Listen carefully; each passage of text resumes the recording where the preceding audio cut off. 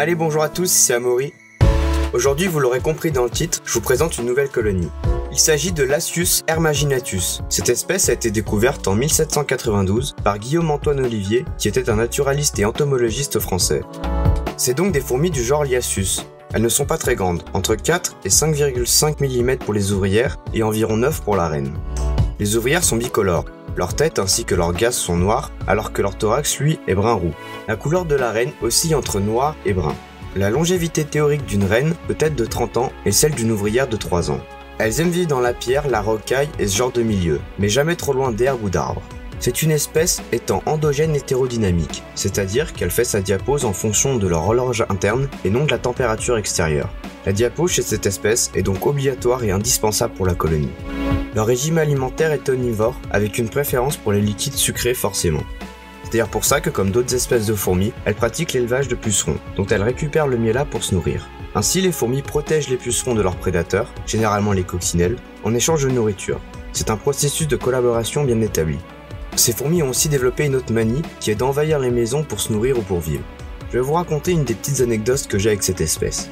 Donc il y a une ou deux colonies de Lasius hermaginatus autour de ma maison. Et un beau jour, une des deux colonies a décidé que la nourriture de mes chats était à elle.